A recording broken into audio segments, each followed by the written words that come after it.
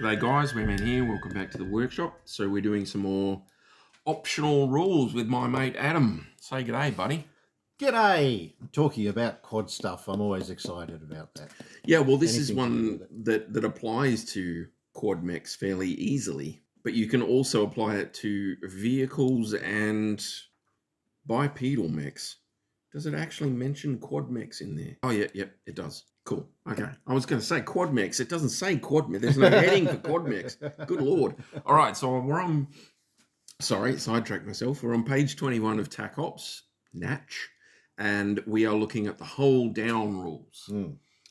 So this is basically your, I'm going to get into cover so I can shoot properly and not get shot back at rules. So we'll go through it in the order they've done it. So the basic rule is a four-legged mech can choose to go hold down by squatting behind an obstacle so that only its weapons are visible to the enemy.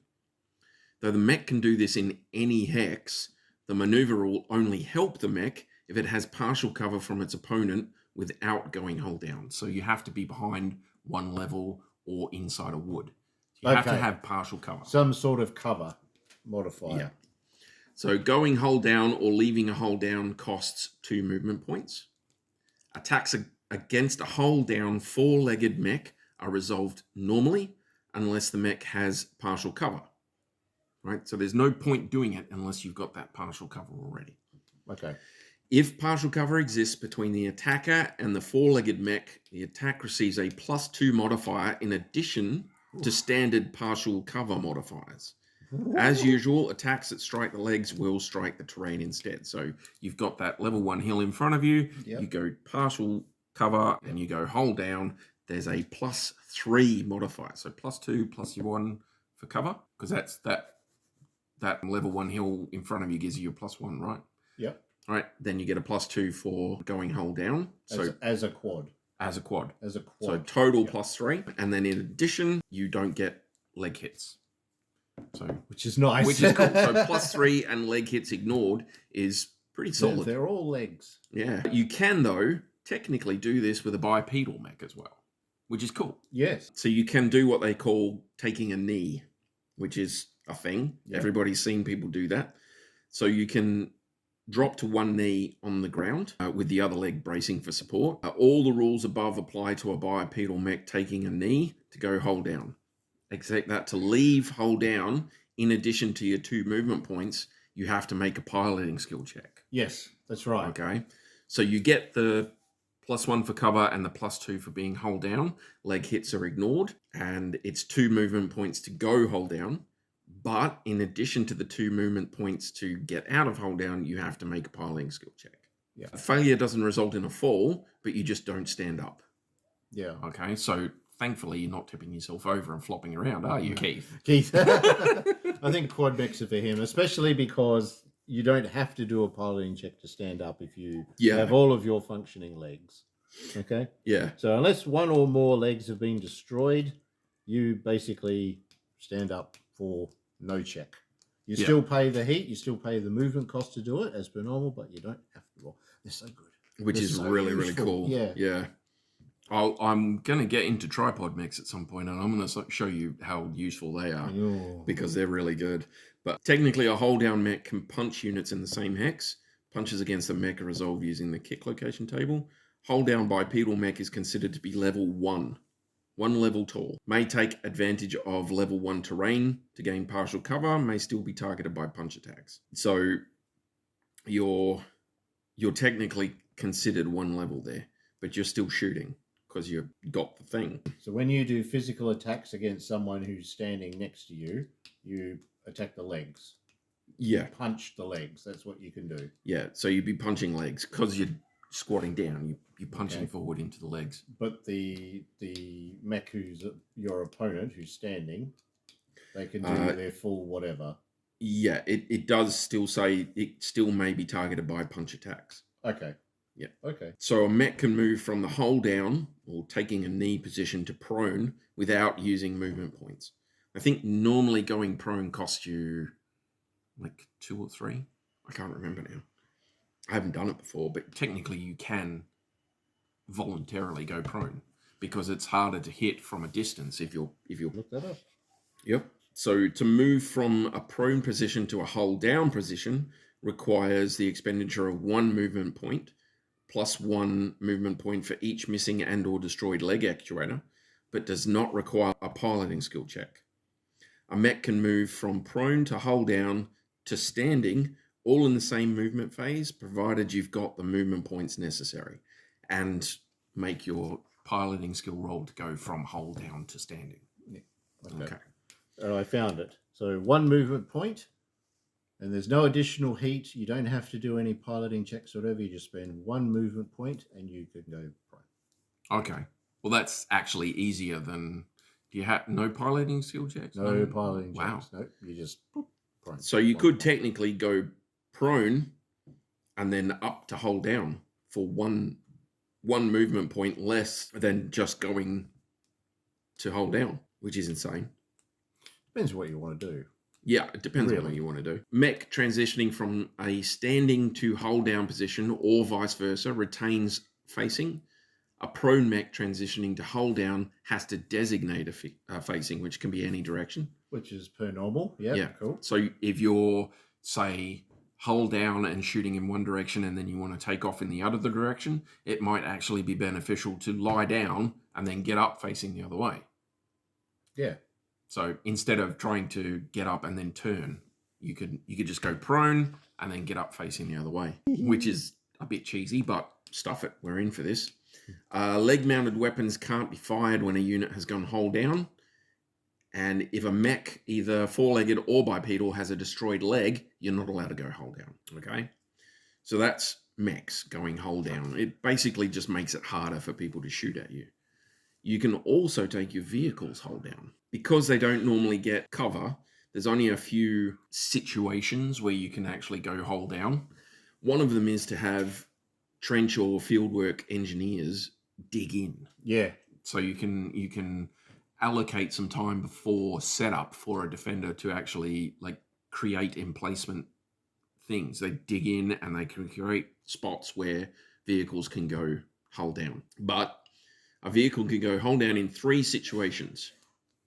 Standard hit location tables are used, except where something else overrides that. So if a vehicle, including a landed VTOL or Wiggy, enters a half-level hex, it can go hold down by spending 2 movement points. Attacks it would strike the vehicle's front side at a +2 modifier. In addition, if the attacks hit, they will strike the turret if the vehicle has one, or the front armor if it doesn't. Right? So it's you can create half-level hexes, right? Yeah. Or you can have half-level hexes. They're an optional rule. So if you can put your tank, wheeled vehicle, landed VTOL, whatever, next to a half-level hex, then you can get cover from that.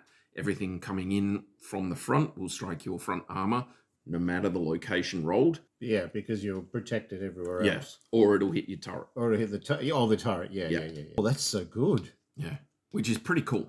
Oh. And for some of those wheeled battle tanks, that's actually handy because getting hit from the side can make it really nasty as far as motive hits and that sort of thing goes. Yeah, that's right. So the second situation is if a vehicle is adjacent to a half-level hex and the line of sight of the attack passes through that hex, the vehicle is considered hold down for that attack, right? So you get that modifier to everything and all that sort of jazz. All the hold down stuff applies. And the third situation is if a vehicle, including a landed VTOL or Wiggy, enters a hex built by an infantry unit, as noted above, so digging in and all that sort of junk, then all the rules for a half-level hex apply, except that attacks against both the front and side receive a +2 modifier. Okay. Only attacks against the rear are treated normally. So if an attack strikes the side of a unit without a turret, it will hit the appropriate side. While the vehicle is hold down, none of its front-mounted weapons can fire. All weapons in the location oriented towards the half-level hex. So if you're doing that third one where you come into an actual pre-built emplacement, then your side weapons won't be able to shoot either. No, Only stuff on a turret can shoot. Still the best option. Oh, yeah, dead set, For yeah. sure. Large vehicles can't use half hexes or infantry build hexes for cover, but you can go adjacent to a level 1 hex and do the same sort of stuff. because you can technically get larger vehicles than the level 1. They're out there. They do stuff, but they can use hold down the same way mechs and quads use. So they can go next to a level 1 hex and be hold down. Okay. Right. Useful. Attacks that receive a +2 modifier for a vehicle being hold down ignore any chance for a roll in the motive system damage table. Gold. Yeah. Gold. So if you come in next to what is essentially just a half level hex, then you can go hold down by spending 2 movement points, and then you don't get motive system hits for anything that comes across that hex. It'll hit either front or turret, but it will not generate motive hits, which is good. Yeah. That's really good, because those are the killers. The above situations assume the vehicle entered the hex using front movement.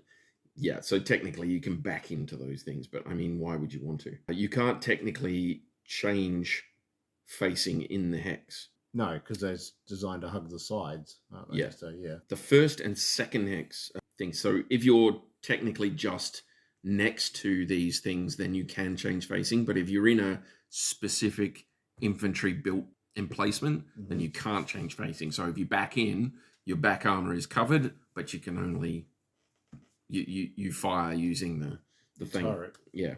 That could still be good. It could still be good. I mean, technically, you've got that +2 modifier for it would be rear and side, and you wouldn't get motive hits, but it is still technically shooting you from the rear, so it might not go quite as well. But it's still a way to get like less armor on, less hits on your rear armor. Yeah, true. Especially if your front's taking damage. But yeah, I think the one that benefits the most from these hold down rules is technically the quad mechs. Yeah. So you can go hold down just with a level 1 building or a level 1 hill in front of you. You just whoop, squat down, shoot everything above you, and you've got, like I say, that +3 total modifier is insane. It's really nice. It's insane. I mean, that's better than being at medium range. If you have that on a turret, like that version we were talking about with the Bargast, so you have the big gun on the turret, plus a long range sort of laser or something, so you've got choice, and just have it on a turret and just sit in there. It gives you a +1 for anything shooting across that cover, and then +2 for the hold down, and ignores leg hits, so it protects your legs. Yeah. So wow, that's like half the table is covered. I mean, even if you have a bipedal mech, you're still getting some solid benefit from that. Yeah. It's a bit more difficult to do. You just got to make a piloting skill to get back up again. Which sucks, but turn into a big super armored gun emplacement that can actually abandon its position if it gets a bit too rowdy. But they've got staying power, just the way they're designed. A huge turret that can just get up and walk away if it needs to. Yeah.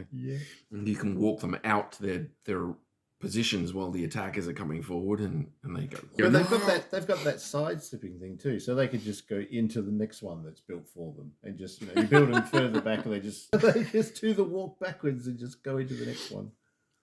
Dear. Yeah, that would be cool. Great. Yeah, it's I will point out something later on when we eventually get around to tripod mechs that will just blow your brain. Yeah, because that 2 MP. You spend your 2 movement points to get up out of that, and then you could walk backwards and then sidestep as a quad. That would be cool. Yeah, if you could just get into something. Yeah, that would be very cool. I mean, it costs you what, like four movement points to go back one and over. I'm pretty sure it is, or is it 3? It's two to walk backwards, and it was an extra one if they wanted to either side slip or sidestepping. I think it's either 3 lateral or 4. Shift. That's what it was. The lateral shift, Costs 1 movement point in addition to the cost of moving into the hex you wanted to move into. Even to the rear? Yes. So it'd be 2 to step back 1, and a +1 to step back 1 into an adjacent hex. So it'd be 1 for the actual move. Backwards. Yeah, 1 for the actual move, then 2 for 1 the, because you're going backwards. Backwards. Move. Yeah. Because you're moving 2 for backwards. And then 1 +1 to so go it's a 3 on a diagonal. Yeah. Okay. But yeah. If you've got a quad that moves at least 6 or something, you could just walk it. What do you think you would do if I told you I could make a mech that would do that with 1 movement point. 1 movement point. A One jump. Nope. No, not jumping. 1 movement point. Okay. Wait. When we get into tripods, I'll let you. Okay, all right, fair enough. Wow. Every time you've been dropping these little tidbits about like the tripods and stuff. I intentionally haven't looked them up because you want to do something with them. So If I'm remembering how it correctly goes, that from there to there, yeah, it will cost you 1 movement point. So it can move in any direction for 1, as if everything's forward. Something along those lines, yeah. Wow, that's good. Which is really, really good. Yeah. But that's hold down, and we're getting on a tangent again because that's what we do. But hold down is really good, especially for the quads. Especially for the quads. I really like that. They get a lot of benefits anyway, but that is whoops, I nearly put my code in then. That is one of the things that I think they are really benefiting from, is that ability to just squat down behind an obstacle and fire still. And get that. And get those bonuses to the modifiers to incoming fire. It's very cool. You need to build them in the woods. Yeah. Build them in a heavy woods or something. Get that. That's it. Stacked. Oh, that'd be nasty.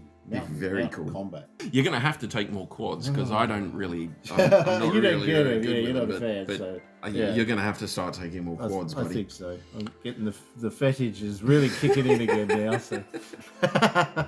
All right. All good. All right. I think that'll do it. Thank you. Bye. Goodbye.